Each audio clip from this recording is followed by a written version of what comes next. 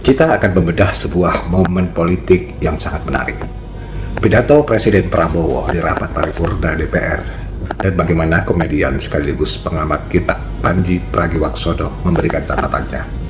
Jika kita melihat dengan kepala dingin, kedua tokoh ini sebenarnya sedang menunjukkan bagaimana demokrasi yang sehat seharusnya bekerja. Mari kita lihat Prabowo. Hadir langsung memaparkan arah ekonomi adalah langkah yang sangat kesatria. Beliau menunjukkan kapasitas sebagai pemimpin yang visioner. Ketika beliau secara belak-belakan mengakui adanya kebocoran anggaran dan keterlibatan partai dalam tender, itu bukanlah kelemahan. Itu adalah bentuk jujur ekstrim dari seorang kepala negara yang sadar akan tantangan sistemik dan punya nyali untuk membuka tabir realita tersebut demi perbaikan ke depan. Nah, disinilah pentingnya dari kritik yang disampaikan oleh Pandji Pragiwaksono.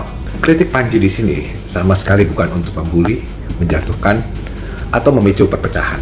Ini adalah contoh kritik konstruktif berbasis data yang sangat kita butuhkan. Sebagai contoh, ketika Pandji menyoroti kontradiksi antara target ekonomi ilmiah dengan narasi "jangan takut dolar naik", Pandji sebenarnya sedang mengajak kita berpikir logis.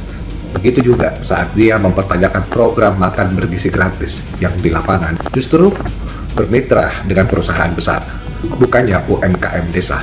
Ini adalah peringatan objektif agar kebijakan mulia Pak Prabowo tetap tepat sasaran saat dieksekusi.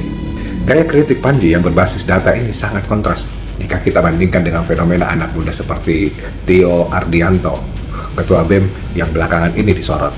Sebagai pemimpin muda, Tio seringkali dinilai terlalu keras, menggebu-gebu, dan narasinya justru cenderung memicu provokasi serta benih kebencian di tengah masyarakat. Ini pelajaran penting untuk kita semua. Idealisme anak muda itu bagus, tapi kalau disampaikan dengan cara yang provokatif tanpa dasar solusi, itu hanya akan menciptakan perpecahan, bukan perbaikan. Kita butuh evaluasi yang mendidik seperti yang dicontohkan Pandji, bukan provokasi yang memecah belah. Jadi ini bukan soal siapa yang menang atau kalah. Kita beruntung memilih Presiden Prabowo yang berani jujur. Dan kita juga butuh kritikus yang cerdas menjaga agar visi besar itu tetap membumi tanpa harus menciptakan kebencian.